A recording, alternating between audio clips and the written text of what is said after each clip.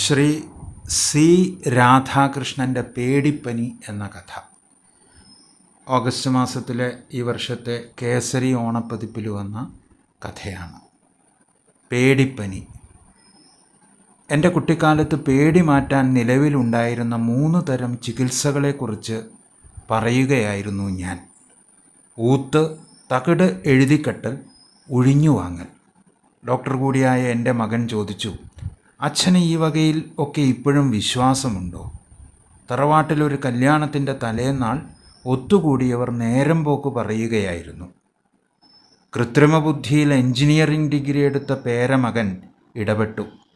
അച്ചച്ചൻ പറയൂ, എനിക്കിതൊരു പുതിയ അറിവാണ്. ഇതായിരുന്നു പുതിയ തലമുറയുടെ പൊതുപക്ഷം. അതിനാൽ ഞാൻ കഥ തുടർന്നു. കുട്ടികൾക്കാണ് ഈ ചികിത്സ പൊതുവെ ആവശ്യം വന്നത്. ഞെട്ടിക്കുന്ന വല്ല ശബ്ദവും കേട്ടോ, കാഴ്ച കണ്ടോ എന്നതിനെ തുടർന്ന് പനിയോ വയറിളക്കമോ രണ്ടും കൂടിയോ വരുമ്പോഴാണ് ഇതാവശ്യം. നാട്ടിലെ മന്ത്രവാദിയാണ് കാർമികൻ. മിക്കവാറും ഇത് കാവിലെ വെളിച്ചപ്പാടുകൂടിയായ ആൾ ആയിരിക്കും. കാര്യം അറിയിച്ചാൽ സന്ധ്യ കഴിയുമ്പോൾ ആളെത്തും. ഒരു താമ്പാലത്തിൽ ചെറിയ തോതിൽ ഒരു നിറച്ചുവയ്പ്പും കുറച്ച് ഭസ്മവും മുന്നിൽ കൊണ്ടുവയ്ക്കണം. പേടിച്ച ആളെ മുന്നിൽ കൊണ്ടുചെന്ന് ഇരുത്തണം.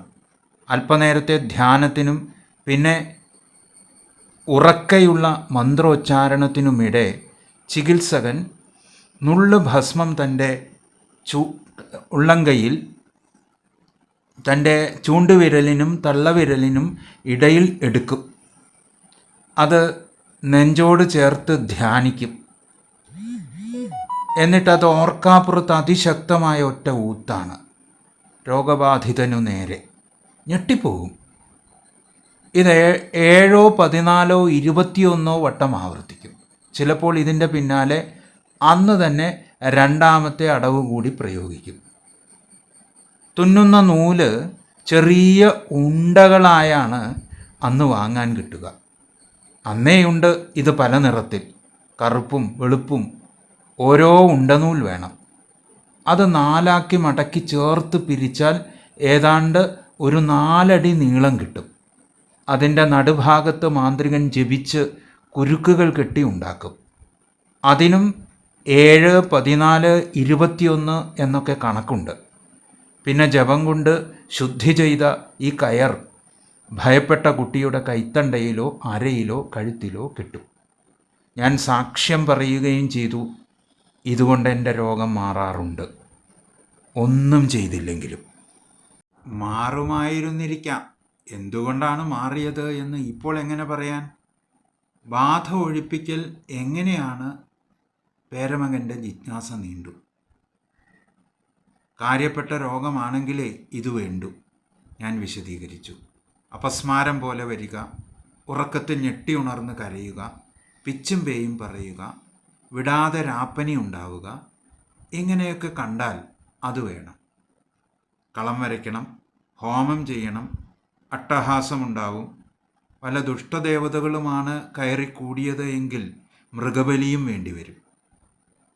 കാഞ്ഞിരത്തടിയിൽ തീർത്ത ഒരു പാവയിലേക്ക് ബാധയെ ഒഴിപ്പിച്ച് ആവാഹിക്കുന്നു.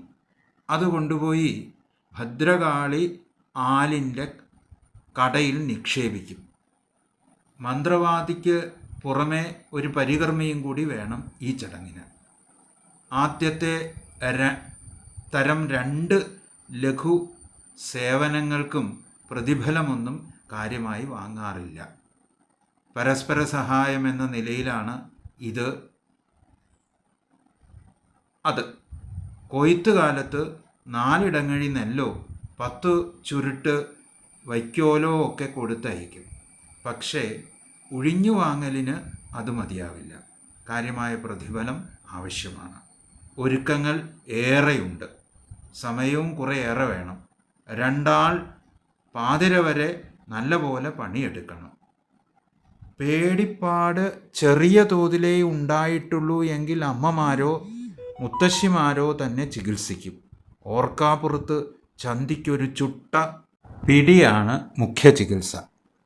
അതിൻ്റെ ഞെട്ടലിനും വേദനയിലും പേടി മറന്നു പോകും. പേടിച്ച ഉടനെ വേണം ഈ ചികിത്സ എന്നേ ഉള്ളൂ.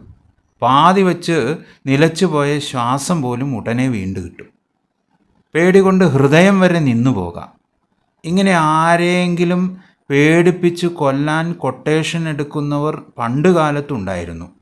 ഒടിയന്മാർ എന്നാണ് അവരെ പറഞ്ഞിരുന്നത്. ഈ വിദ്യ ഒരു കലയാണ് എന്ന് വാദിക്കുന്നവർ പോലും പണ്ടുണ്ടായിരുന്നു. ഇതിനുള്ള പാരമ്പര്യ അവകാശം ചില പ്രത്യേക ജാതിക്കാർക്കാണ് എന്നുവരെ നാട്ടിൽ നിശ്ചയമുണ്ടായിരുന്നു. മരിച്ചയാൾക്ക് ഒരുതരം പരിക്കും ഉണ്ടാവാത്തതുകൊണ്ട് വെള്ളക്കാരുടെ കോടതിക്ക് പോലും ഒന്നും ചെയ്യാൻ കഴിയുമായിരുന്നില്ല. കുറ്റം തെളിയിക്കാൻ കഴിഞ്ഞിട്ട് വേണ്ടേ ശിക്ഷ തീരുമാനിക്കാൻ? അന്നത്തെ നേരം പോക്ക് സഭ പിരിഞ്ഞിട്ടും എൻ്റെ പേരക്കുട്ടി എന്നെ വിട്ടില്ല. ഇതെന്തൊരു ഇടപാടായിരുന്നു എന്ന് അവന് കൂടുതലായി അറിയണം. ഞാൻ അവനോട് പറഞ്ഞു, ഇതിൽ അത്ഭുതകരമായി ഒന്നുമില്ല. ഭയം വലിയ തോതിലാണെങ്കിൽ മാരകമാണെന്ന് ആധുനിക മനഃശാസ്ത്രവും പറയുന്നുവല്ലോ. ചെറിയ തോതിൽ, അതായത് ബോധ മനസ്സിലേ ഉള്ളുവെങ്കിൽ പറഞ്ഞു തീർക്കാം. ഉപബോധ മനസ്സിലേക്ക് കൂടി കയറിയിട്ടുണ്ടെങ്കിൽ ഒന്ന് ഞെട്ടിക്കുകയോ അല്പം വേദനിപ്പിക്കുകയോ ചെയ്താൽ തീർക്കാം. അതിനും അപ്പുറത്തേക്കാണെങ്കിൽ ഒരു ട്രാൻസ് തന്നെ വേണം തീരാൻ. ഹൃദയം നിലച്ചു പോകുന്ന അളവിൽ വന്നാൽ രക്ഷയൊന്നുമില്ല. അതിലൊക്കെ എന്താണ് അത്ഭുതം? ഇതൊക്കെ കേട്ടുകൊണ്ടിരുന്ന അവൻ്റെ അനിയൻ അന്ന് രാത്രി രഹസ്യമായി എന്നോടൊരു കാര്യം പറഞ്ഞു. അവൻ്റെ ക്ലാസ്സിൽ പഠിക്കുന്ന ഒരു കുട്ടി കഴിഞ്ഞ പരീക്ഷ എഴുതിയില്ല. അവൻ്റെ സുഹൃത്താണ്. ചില ഒഴിവു ദിവസങ്ങളിൽ അവൻ്റെ കൂടെ വീട്ടിൽ കാണാറുണ്ട്. ഈ തവണയും പരീക്ഷ എഴുതിയില്ല അവൻ പറഞ്ഞു. തോൽക്കുമോ എന്ന പേടിയാണ് കാരണം. നല്ലപോലെ മാർക്ക് വാങ്ങുന്ന ആളാണ്. ഒരു മന്ത്രവാദിയെ കിട്ടിയാൽ അവൻ തുനിഞ്ഞുകൂടി. അടുത്ത അമാവാസി നാൾ കോഴിക്കോട്ട് നിന്ന് വീട്ടിലേക്ക് ചട്ടം കെട്ടി വിളിച്ചു വരുത്തിയ ഒരു നാടകനടൻ സുഹൃത്ത് ആ കുട്ടിക്ക് ഞങ്ങളുടെ വീട്ടിൽ വച്ച് ഊത്ത് കഴിച്ച് നൂൽ ഊതിക്കെട്ടി. പരീക്ഷ എഴുതി നല്ല നിലയിൽ ജയിച്ച ആ കുട്ടി ഇപ്പോൾ ഒരു വലിയ എൻജിനീയറിംഗ് കമ്പനിയിലെ സീനിയർ എക്സിക്യൂട്ടീവാണ്. ഇതാ ഇന്നലെ അവൻ്റെ വിവാഹമായിരുന്നു. കല്യാണപ്പേടി പോകാൻ ആ പഴയ ജപനൂലെടുത്ത് എവിടെയെങ്കിലും കെട്ടിവച്ച് ഉണ്ടാകുമോ ആവോ? വിശ്വാസത്തെ അന്ധവിശ്വാസമായും മറിച്ചും ധരിച്ചു വശായാൽ അപകടം ഒരുപോലെ വലുതാണല്ലോ. നന്ദി, നമസ്കാരം.